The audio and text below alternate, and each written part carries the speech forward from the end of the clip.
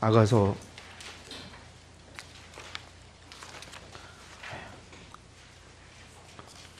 욥기 시편 잠언 전도서를 들었더니 이거 마음이 무거워요. 그렇죠? 다른 선택이 없다고 그러고 고난받는 것이 생명을 준다라고 그러면서 그리스도의 좁은 문으로 들어가야 되고 십자가도 져야 되고 박해 받으라고 바울 선생님이 그랬다고 그러고 그러면 하나님 믿는 삶이라고 하는 것은 참 힘들고 어렵고 그런 삶입니까? 라고 하는 질문이 우리 가운데 나올 수 있습니다. 시편은 그런데 믿는 사람은 그곳에서 찬양한다라고 이야기하는 거거든요. 우리가 가보지 않고 우리가 걸어가 보지 않은 길이기 때문에 그런 질문이 나올 수 있습니다.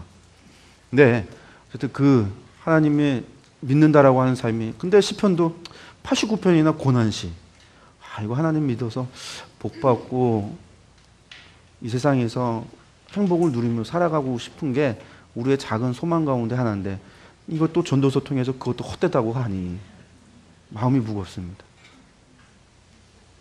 중국에서 한족들은 복을 좋아합니다. 그 사람들이 하나님을 믿는 이유는 복 받는다고 하기 때문에 믿는 이유가 참 큽니다. 복을 너무나 좋아해서.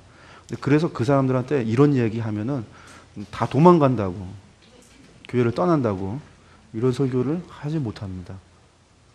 그래서 이제 제자 훈련하고 깊이 이제 들어가면 공부를 하면서 하게 되지만 그래서 일반적인 예배에서 이런 설교를 하게 되면 사람들 다 떠나간다고 그럽니다. 근데 사실 우리도 교회에서 이런 얘기를 설교에서 회중 설교에서 하기가 해야 되지만 해야 되는 것이 마땅하지만 근데 또 그렇지 못해요. 왜냐하면 회중 설교에는 믿음이 적은 사람도 있고 믿음이 큰 사람도 깊은 사람도 있고 하다 보니까 믿음이 연약한 사람에게 여러분들은 박해받아야 합니다. 고난받아야 합니다. 십자가 져야 됩니다. 다른 선택 없습니다. 행복을 추구하는 것도 헛됩니다. 이러고 나면 이 사람들의 마음의 부담을 잊고 돌아가고 주여 여기는 내 길이 아닌가 봅니다. 그러고선 딴 데 갈 수 있다는 얘기죠.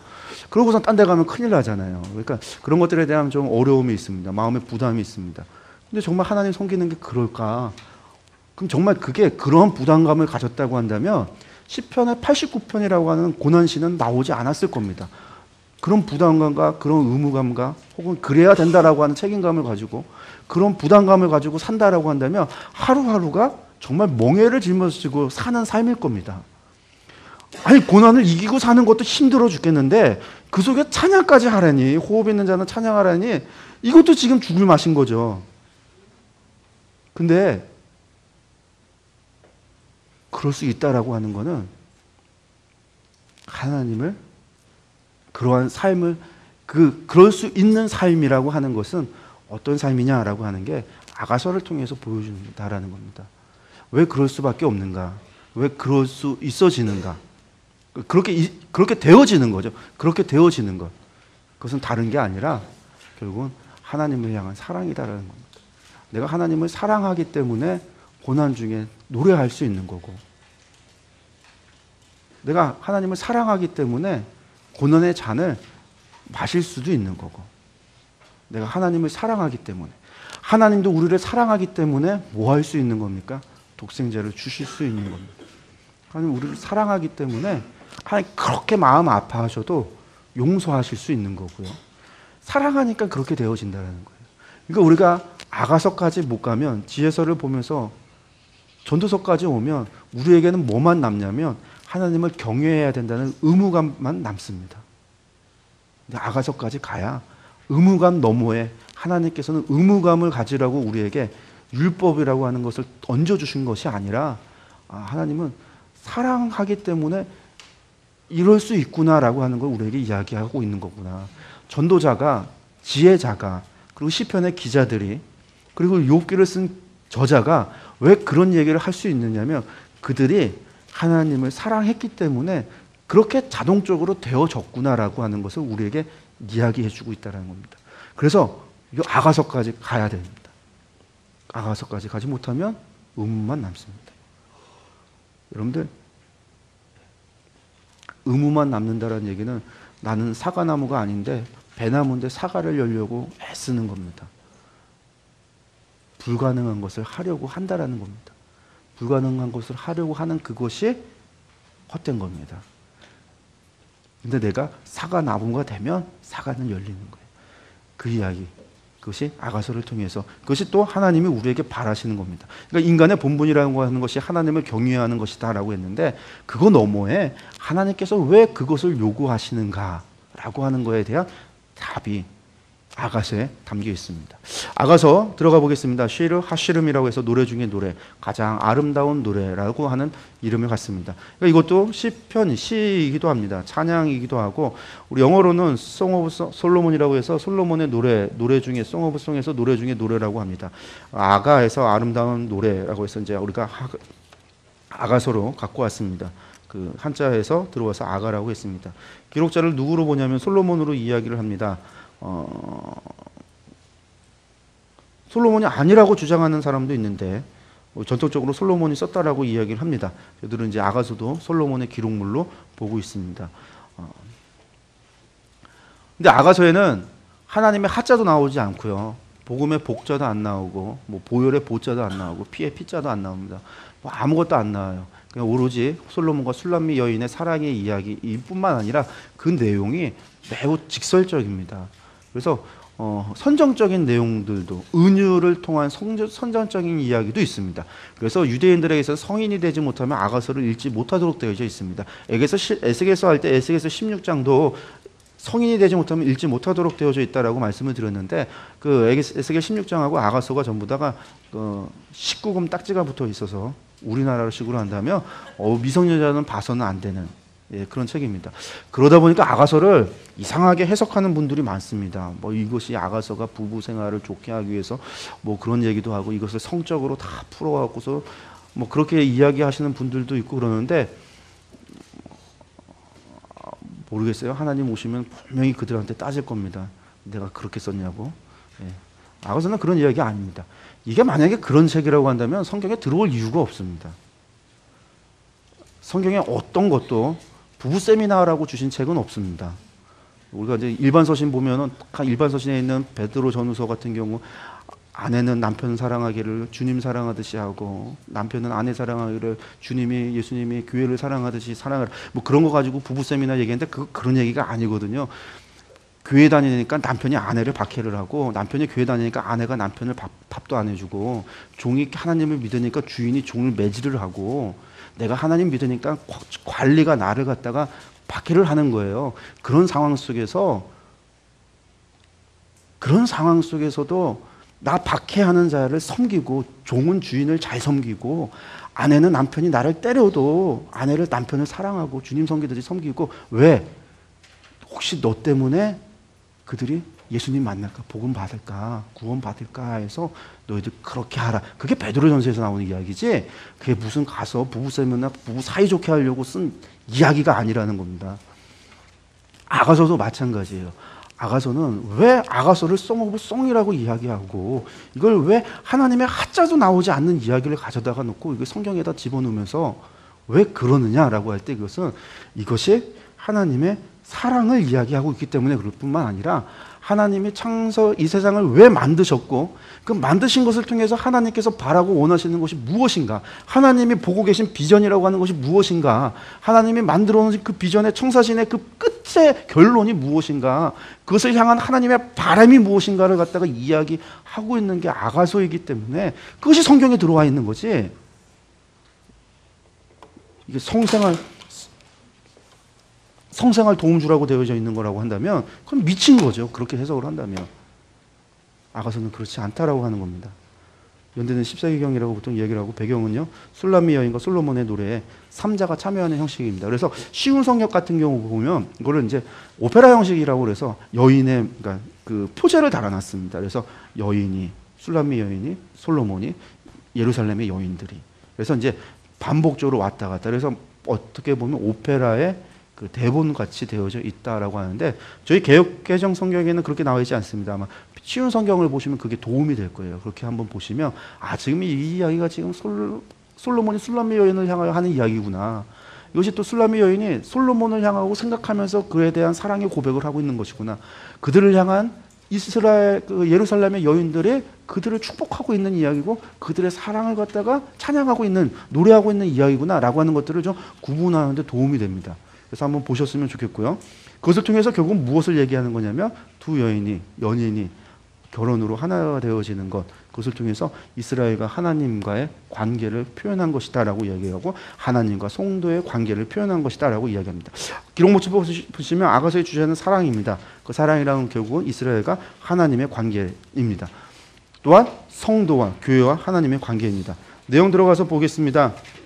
전체 복이 들어가 있습니다. 전체 복이 보시면요, 아가서는 참 쉽게 되어 있습니다. 전체가 몇 장으로 되어져 있냐면 8장으로 되어져 있습니다. 8장으로 되어져 있습니다. 그것이 3세부로 나눠져 있습니다.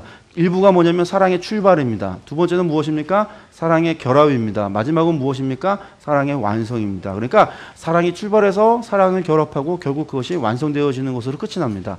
그리고 이것이 작게 보기로 보면 세 개로 이 처음과 두 번째가 나눠지게 되는데 이 내용을 보시면요, 처음에 두 여인의 사랑의 고백, 두 번째는요, 청년이 여인을 전원으로 초청, 세 번째는 여인이 밤중에 청년을 찾은. 근데 3부의 첫 번째를 보면 어떻게 됩니까? 여인이 밤중에 청년을 찾은. 어떻게 대꾸가 되죠?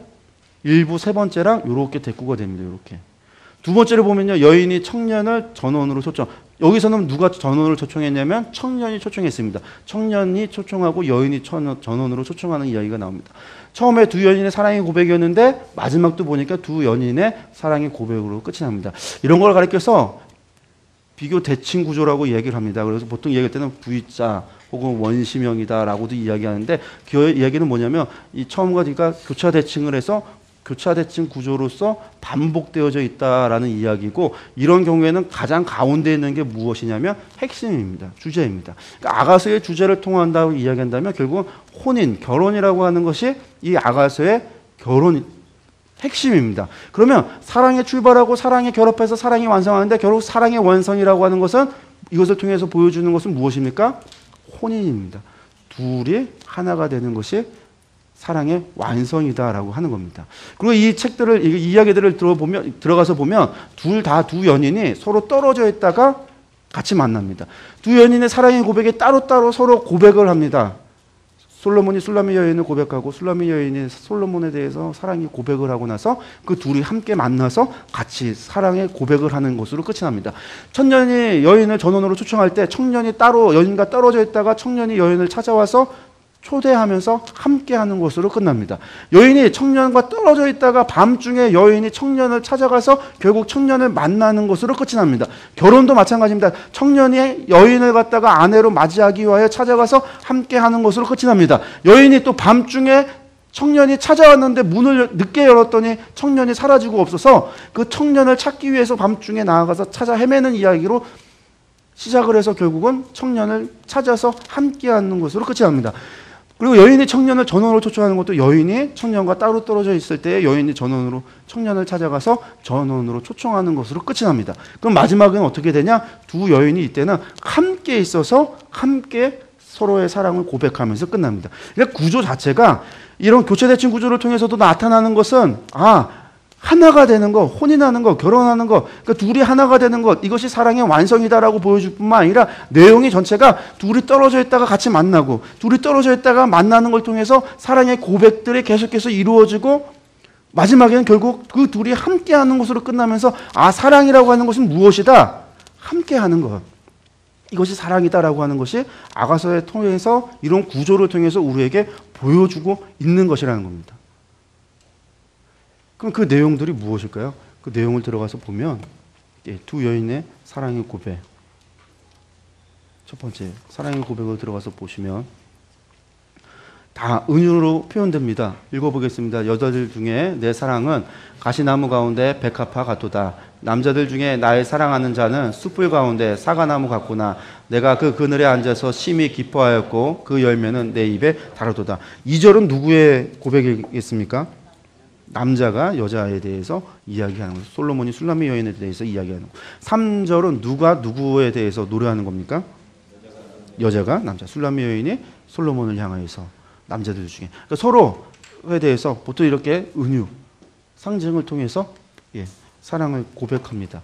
그러면서 그가 나를 인도하여 잔치집에 들어갔으니, 그러니까 여기서 인도하여 서로 떨어져서 고백을 하던 그들이 만나서 잔치집에 들어갔으니 그 사랑은 내 위에 깃발이로구나. 너희는 건포도로 내 힘을 돋고 사과로 나를 시원하게 하라. 내가 사랑함으로 병이 생겼습니다. 그가 왼팔로 내 머리를 고이고 오른팔로 나를 안는구나. 그래서 둘이 떨어져 있다가 둘이 같이 있는 것으로 끝이 납니다. 이야기가. 그러면서 함께하는 것, 사랑으로 병이 생겼다라고 얘기합니다. 두 번째는 청년의 여인을 전원으로 초청합니다. 뭐라고 이야기하나 보겠습니다. 나의 사랑하는 자가 내게 말하여 이르기를 나의 사랑 내 어여쁜 자야 일어나서 함께 가자. 의를 위하여 여우고 포도원을 허는 작은 여우를 잡으라. 우리의 포도원에 꽃이 피었음이라. 내 사랑하는 자는 내 속에 속하였고 나는 그에게 속하였도다. 그가 백합화 가운데서 양떼를 먹이는구나. 초청을 합니다. 뭐라고 초청하냐? 나의 사랑 나의 어여쁜 자야 일어나 함께 가자. 근데 함께 가고 싶은데 못 가는 이유가 있습니다. 머뭇거리는 이유가 있는데 그게 뭐냐면 포도원을 허는 작은 여우가 있습니다. 방해하는 것이 있다라는 겁니다. 그래서 부탁하는 겁니다. 내가 당신과 따라가고 당신과 함께 하고 싶은데 그것을 방해하는 것, 이것을 좀 잡아달라고, 그 어려움을 해결해 달라고 이야기합니다. 그러면서 내 사랑하는 자는 내게 속하였고 나는 그에게 속하였다. 나는 너희 안에 너희는 내 안에 라고 이야기하시는 하나님의 사랑의 고백처럼 나는 내게 속했고 너는 내게 속하였다. 그가 백합화 가운데서 양떼를 먹이는구나. 참고로 말씀드리면 여기 나오는 백합화는 흰 백합화가 아닙니다. 아네모네라고 해서 이파리가 100겹이 있어 100겹 많다라고 한 붉은색입니다. 붉은색. 부활절에 흰색 하는 거는 이걸 흰 백합화로 흰 백자로 생각해서 백합화로 해서 생각하는 부활, 그걸 생각하셔서 이제 흰 꽃을 하는데 성경에 나오는 백합은 흰색 꽃이 아니라 붉은색 꽃입니다. 붉은색. 어쨌든 근데 여기서 말하는 이제 둘이 하나가 되는, 그래서 나의 사랑 나의 어여쁜 자라 일어나 함께 가자. 근데 여러분 이 고백이, 남자의 고백이 하나님이 우리를 향한 고백이기도 합니다. 하나님 우리에게 뭐 하자고 하실까요? 아니면 우리에게 오셔서 하시는 말씀이 있다라고 한다면 이 말씀 하실 겁니다. 나의 사랑 나의 어여쁜 자야 일어나 함께 가자. 지금도 우리에게 손 내주시면서 함께 가자라고 이야기하실 겁니다.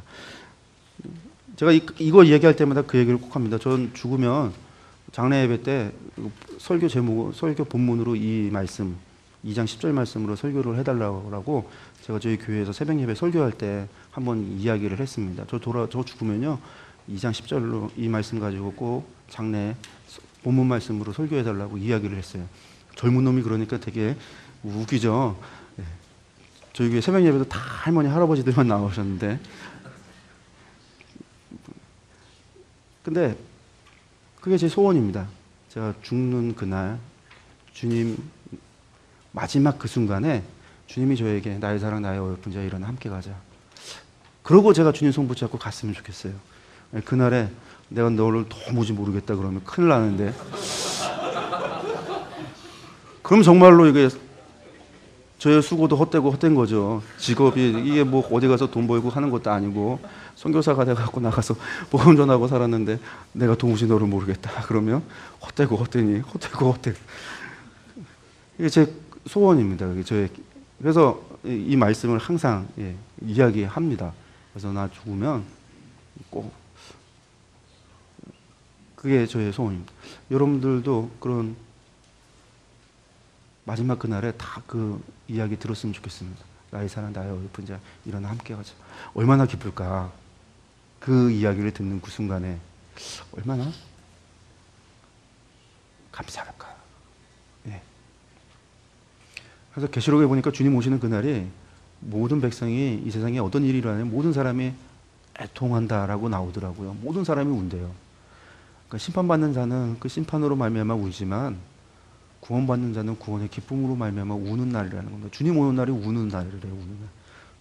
근데 저는 지금도 그날 생각하면 이렇게 올라옵니다. 감정이 올라옵니다. 그날에 주님 그 말 듣는다면. 예. 근데 이게 하나님은 저보다 더 듣고 싶으실 거예요. 나의 사랑 나의 어여쁜 자 일어나 함께 가자라고 하는 말. 하나님은 우리에게 초대하시는데 어쩌면 하나님도 우리에게 그 말 듣고 싶지 않을까. 그래서 성경을 보니까 청년은 하나님을 뜻하고 술람의 여인은 사람을, 교회를 뜻하고 이스라엘을 뜻하고 교회를 상징하는데 봤더니 교회도 하나님을 향하여 똑같이 이야기합니다. 보니까 하나님이 인간을 찾아와서 찾는 이야기가 나오는데, 사랑한다고 하는 이야기가 나오는데 여인도 청년을 찾는 이야기가 나옵니다. 그 이야기는 뭐냐면요, 하나님의 사랑과 우리의 사랑이요 똑같다는 거예요. 하나님도 우리를 향하여 마음을 다하고 뜻을 다하고 정성을 다하고 목숨까지 다하여 우리를 사랑하셨고요, 하나님은 그렇게 우리한테요 마음을 다하고 뜻을 다하고 정성을 다하고 목숨을 다하여 사랑하기를 하나님도 원하신다라는 거예요. 하나님은 우리를 향하여 100% 사랑하셨고요, 하나님은 우리에게도 100% 사랑하기를, 그 사랑 받기를 원하신다라는 거예요. 하나님도 사랑하기를, 사랑받고 싶어 하십니다. 그런데 세상에 누가 있어서 하나님을 100% 사랑할까 생각하면 죄송스러워요. 누가 있어 하나님을. 우리 모두가 늘 우리 살필만 바빠서 하나님께 그렇게 기도하고 찬양한다고 하지만, 하나님을 위해서 그의 나라와 그의 의를 구하라고 주님께서 말씀하실 때 저는 그 말씀을 들으면 꼭, 야, 내가 오죽하면 그 얘기 하겠냐.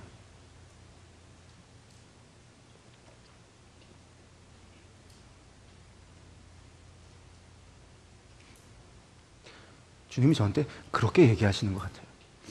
무엇을 먹든지 무엇을 마시든지 무엇을 입든지 염려하지 마라.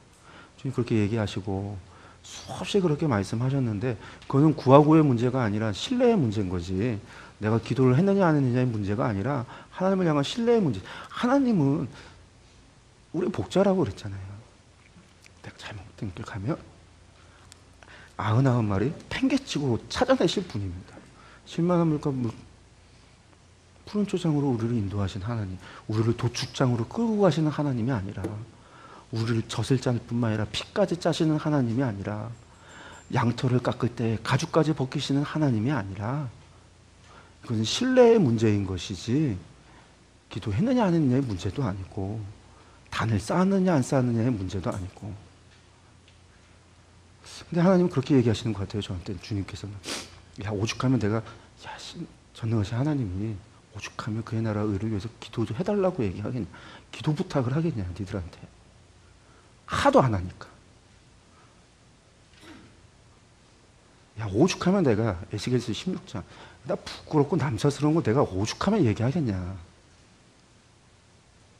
그렇게 얘기했더니, 16장에서 그렇게 얘기했더니 18장 가서 하는 얘기가, 아버지가 포도를 먹어서 아들이 이가 시다고 하는 인간들. 그들이나 니들이나 뭐가 다를까? 하나님 우리에게 100% 사랑하셨습니다.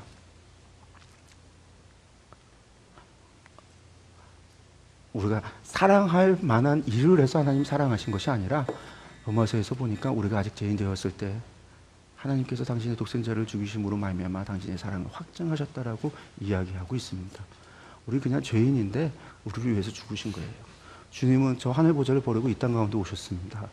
사람이요, 개새끼를 아무리 사랑한다고 그래도 개를 자기 침대에 같이 누워서 잘 수는 있지만, 인간이 개집에 들어가서는 못 살아요.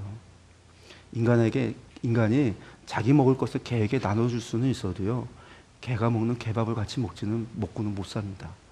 그런데 전능하신 하나님이 인간이 됐다라는 것은 인간이 개하고 같이 산다는 것 그 이상입니다. 같이 살아서 행복하게 사는 게 아니라 이 땅에 오셔서 온갖 수치와 고난과 고통을 당하시고 모욕을 당하시고, 그리고 십자가에 달려 죽으신 거예요.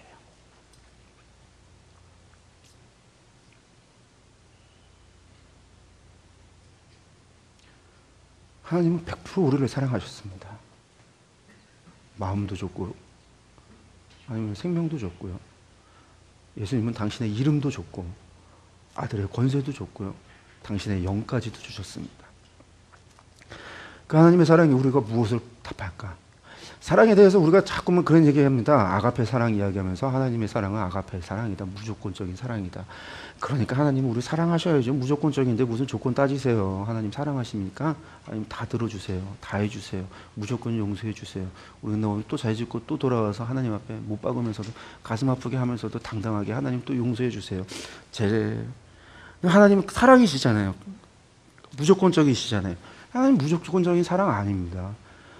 요한일서에서 호데오스 아가페에서 하나님은 사랑이시다 할 때 아가페라는 말을 쓰는데, 히브리어에서는 아하브라는 단어였고 그것이 사랑입니다. 아버지가 아들을 사랑할 때도 아하브라고 그러고 아들이 아버지 사랑할 때도 아하브라고 그러고 아들이 지 여자친구 사랑하는데도 아하브라고 그러고요. 우정을 얘기할 때도 아하브를 쓴 거예요. 오늘날 우리나라 말로 하면 사랑처럼.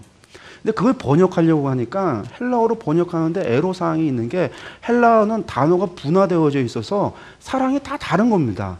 보니까 친구의 우정을 필리아라고 얘기하고 남녀간의 사랑은 에로스라고 이야기하고 자비한 것은 스트로게라고 이야기하고 이게 좀 다른 거예요. 그러면 이걸 다 통괄할 수 있는 게 뭘까 봤더니 사랑의 이데아라고 하는 것이 있는데 그거 가장 비슷한 게 아가페니까 아가페로 번역해 놓은 겁니다. 그리고 그것을 가리켜서 신플라톤주의의 영향을 받았던 어거스틴이 그것을 가져다가 뭐라고 해석을 하냐면 신플라톤주의니까 모든 것이 하이라키가 있어서 가장 최고선의 이데아가 있고 최고선한 것이 있고 나쁜 것이 있는데 사랑도 봤더니 최고선한 사랑이 있고 나쁜 사랑이 있다라는 겁니다. 보니까 하나님을 향한 사랑이 가장 큰 사랑이고 인간이 인간을 사랑하는 것이 두 번째고 인간이 생명 있는 것을 사랑하는 것이 세 번째고 인간이 무생물을 사랑하는 것이 네 번째고 인간이 돈을 사랑하는 것이 제일 나쁘다라는 겁니다. 그래서 사랑을 하이라키를 만들어서 계층을 계급을 만들어 놓고 인간이 인간을 사랑하지 않고 개를 더 사랑하면 그게 죄라고 하고 개보다 돈을 더 사랑하면 그게 죄라고 하고 그 결국 하나님보다 인간 사랑하면 그것이 죄라고 이야기하면서 그 하나님의 사랑이 무슨 사랑이다? 그게 아가페 사랑이다라고 하면서 거룩한 사랑, 디바인 러브라고 해서 그걸 갖다가 오거스틴이 거룩한 사랑으로 만들어 놓고 나니까 모든 교회사 가운데서 하나님의 사랑은 아가페 사랑, 그것은 무조건적인 사랑, 사랑의 이데아 같은 거룩한 사랑, 그렇게 해석을 해버렸는데 하나님의 사랑은 그런 사랑이 아니라 하나님은 참 아브라함을 향하여 내가 너를 우정, 친구와 같이 사랑했다. 그래서 비밀을 두지 않았다. 아가서를 봤더니 이 남녀간의 사랑의 이야기를 통해서 하나님은 인간을, 성도를, 이스라엘을, 자신의 백성을, 교회를 이렇게 사랑했다라고 이야기하고 있다라는 겁니다. 예수님께서 요한복음 15장에 보니까 예수님께서 잡히기 전날 밤에 제자들의 발을 씻기면서 세상에서 이보다 더 큰 사랑이 없나니 친구가 친구를 위하여 죽는 것이 가장 큰 사랑이라고 가르쳤습니다.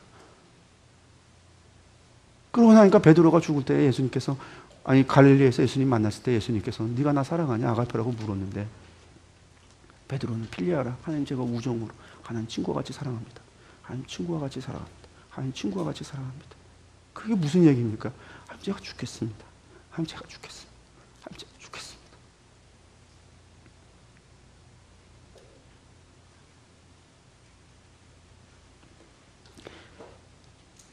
친구를 위하여 죽는 것보다 더 큰 사랑이 없다고 했던 예수님 그 말씀대로 그렇게 얘기한 거예요.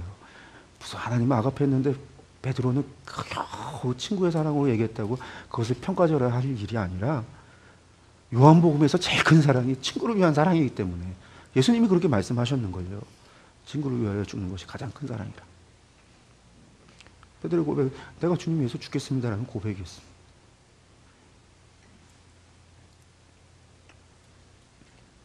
그럼 사랑 중에 가장 큰 사랑, 친구와 같은 사랑, 그 말고 뭐가 있냐? 하나님이 가장 아름다운 사랑이 무엇이냐 봤더니 그것이 하나님이 태초에 에덴 동산에서 만드신 사랑인 거예요. 아담을 위하여 하와를 만드신 사랑. 그래요. 저는 내 뼈 중에 뼈요, 살 중에 살. 이러므로 남자가 부모에서 떨어져 여자에게 가서 한 몸을 이루느니라. 그것이 하나님이 말했던 에덴의 창조의 모습 속에 가장 아름다운 사랑이 남녀 간의 사랑이었다라는 아가서를 통해서 그 이야기를 하고 있어요. 왜? 그걸 보니까 아가서의 이야기를 보니까 사랑으로 병을 앓을 수도 있고 보고 싶어 밤중에 찾아가기도 하고 그리고 결국 그것을 통하여 무엇을? 둘이 하나가 이루어지는 나는 임마누엘이라 내가 너희와 영원히 함께하겠다. 동행동거하겠다. 내가 너희 안에 너희가 내 안에. 그러고 봤더니 요한계시록에서 19장에서 보니까 어린 양의 혼인잔치 이야기를 통해서 하나님께서 원하셨던 그 비전, 하나님이 지금 바라보고 계신 것은 무엇이냐면 나의 사랑 나의 어여쁜 자여 일어나 함께 가자. 그리고 나의 신부로 나와 영원히 함께 하자. 함께 하자고 우리를 향하여 손을 내미시고 우리를 초대하고 계시다라는 겁니다. 그러고 봤더니 새 하늘과 새 땅조차도 그 새 예루살렘조차도 계시록을 보니까 신랑이 신부를 위하여 단장한 집과 같더라. 신혼집과 같더라. 하나님 그렇게 준비하고 계시다라는 겁니다.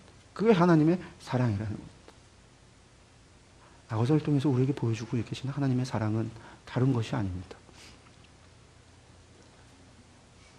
우리와 함께하고 싶어 하시는 하나님의 그 사랑을 이 솔로몬과 술레미의 여인의 이야기를 통해서 우리에게 보여줍니다. 물론 여기에는 고난도 있고 어려움도 있습니다. 보면 여인이 밤중에 청년을 찾아갔는데 밤중에 여인이 청년을 찾는 것이 쉬운 일일까요? 어려운 일일까요? 어려운 일입니다. 여인이 밤중에 다닌다는 것은 너무나 두렵고 떨리는 일입니다. 하지만 사랑은요, 두렵고 떨리는 일을 극복해낼 수 있습니다. 함께하고 싶으니까. 그 무엇도 그것을 가로막을 수가 없어요. 두 번째 이야기 속에서는 그 여인이 그 살아가는 사이를 보기를 원해서 밤중에 파수꾼들의 희롱당하는 이야기가 나옵니다. 희롱을 당해도 그 사랑하는 이를 만나고 싶다라고 하는 그 일념으로 끝까지 나아가서 사랑하는 이를 만나고 함께합니다. 만나게 됩니다. 여러분의 사랑은 그 무엇도 이겨낼 수 있습니다. 그 무엇도 극복해낼 수 있습니다. 하나님은요, 창조주와 피조물의 사이를 극복하시고 예수 그리스도가 되어서 육신이 되어 이 땅 가운데 오셨습니다. 그게 사랑입니다. 그러니까 하나님 사랑하면 고난과 고통? 그걸 어떻게 극복 안 할 수가 있겠어요?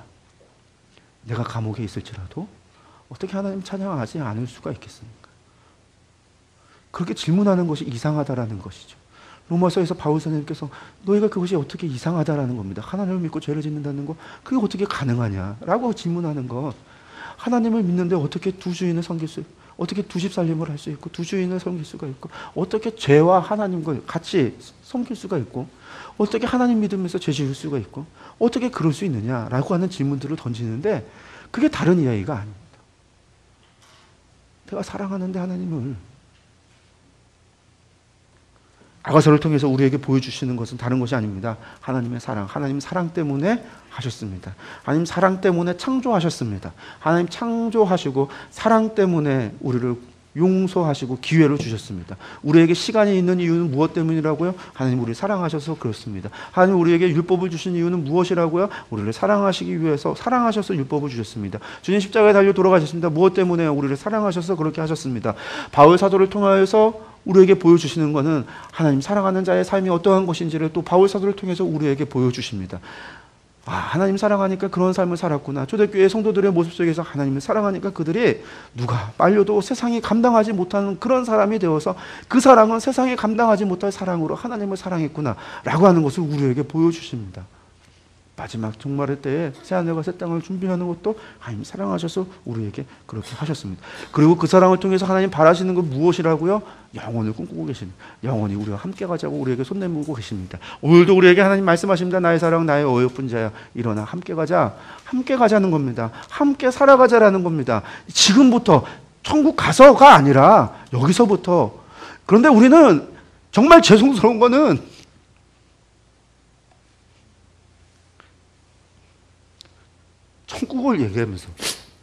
천국을 얘기하면서 천국에 내 집 짓고 그곳에 내가 잘 먹고 잘 살고 왕같이 떵떵거리며 사는 것을 꿈꾸지 하나님과 함께하는 것에 대해서 꿈꾸지 않습니다.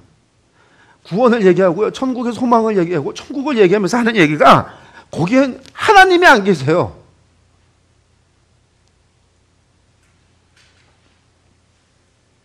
이 땅에서 못 누리고 산 거 보상이라도 받을 것처럼 저 천국에서 보상받으면서 왕같이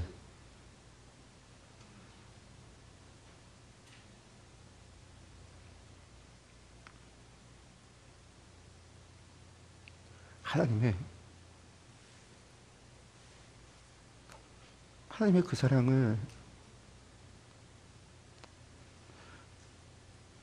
사랑하기 때문에 마음이 아파요.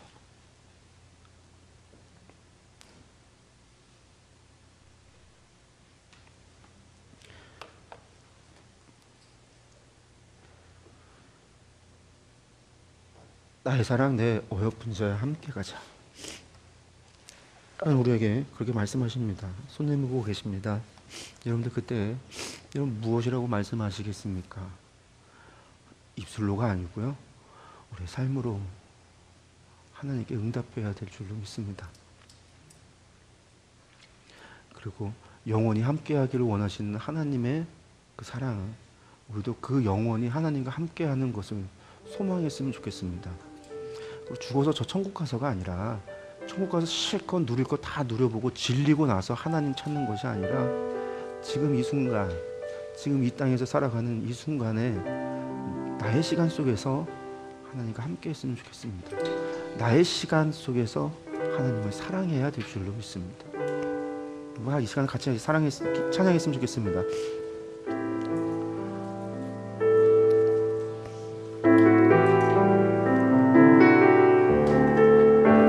아버지 사랑 내가 노래해. 아버지 사랑 내가 노래해. 아버지 은혜 내가 노래해. 아버지 은혜 내가 노래해. 사랑 변함없으신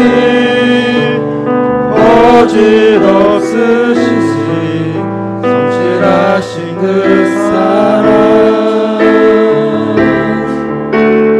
사랑갈 때 꺾지 않으시는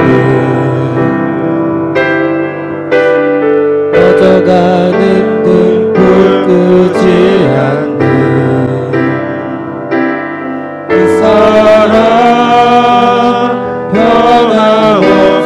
변함없으신 거짓없으신 성실하신 그 사랑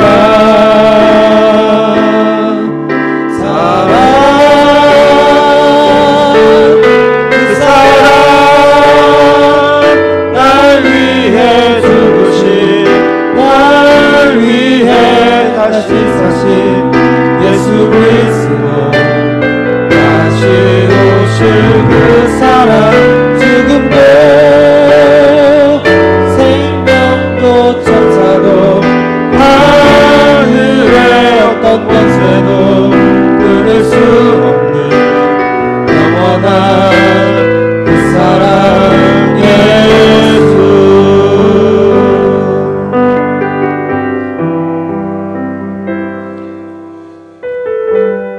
하나님의 사랑은 변함이 없으십니다. 하나님의 사랑은 거짓도 없으십니다. 하나님의 사랑은 참으로 성실하십니다. 하나님의 사랑은 100%의 사랑입니다. 우리를 향한 100%의 사랑입니다. 마음도 뜻도 정성도 목숨까지도 다한 사랑이십니다.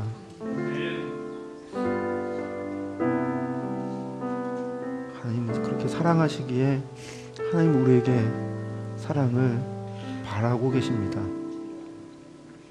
하나님도 우리의 사랑을 원하고 계십니다.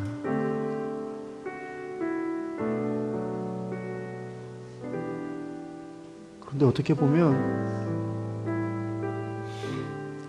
우리는 가장 큰 사랑을 받은 사람들이지만 하나님은 가장 적은 사랑을 받고 계시는 분이 바로 하나님이십니다.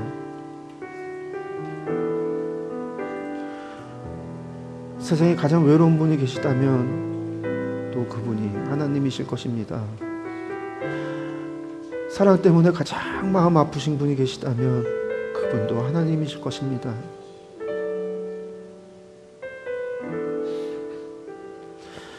사랑 때문에 가장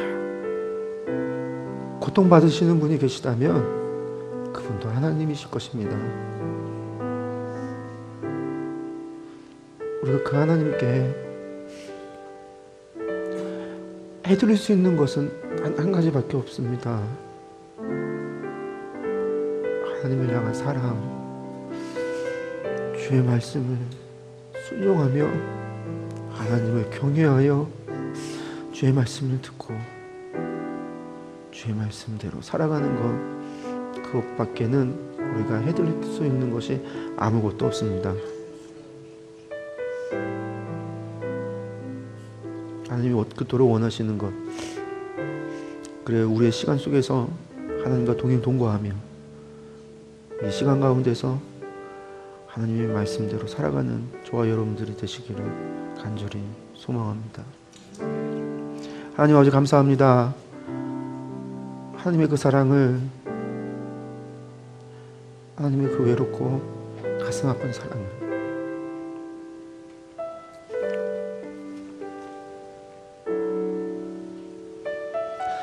구약의 말씀 속에서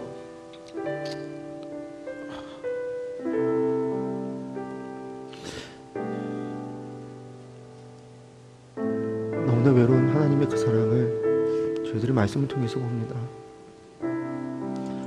또한 그 가운데서 하나님 그렇게 바라시고 원하시는, 그래야 지금도 너무나 기쁜 마음으로 창조의 모습 속에서 그렇게 좋았더라 좋았더라 외치시며 창조하셨듯이 지금 오늘도 그렇게 기쁘고 행복한 마음으로 우리를 위하여 새 예루살렘, 새 하늘과 새 땅을 준비하며 하나 될 그날 어린 양의 혼인잔치를 기다리고 계신 하나님의 마음을 또 우리가 조금이나마 들여다봅니다.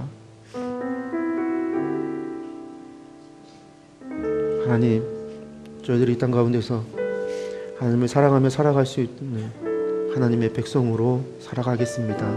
다시 한번 다짐하면서, 다시 한번 주의 말씀 앞에서, 주의 그 마음 앞에서, 주님의 그 사랑 앞에서 우리가 다시 한번 다짐합니다. 다시 한번 하나님께 고백합니다. 하나님 사랑하며 주님을 경외하며 주의 말씀을 순종하며 하나님의 백성으로, 하나님의 신부로 준비되어 살아가겠습니다. 하나님 기다려 주시고 마지막 그날에 우리를 향하여 나의 사랑, 나의 어여쁜 자야 일어나 함께 가자 할 때 우리 두 손을 꼭 잡고 갈 수 있기를 소망하며 성령님 그 길을 그날까지 인도하여 주시고 그날까지 우리를 붙잡아 주시고 우리를 지켜주시고 우리가 함께하여 주옵소서. 예수님의 이름으로 기도했습니다. 아멘.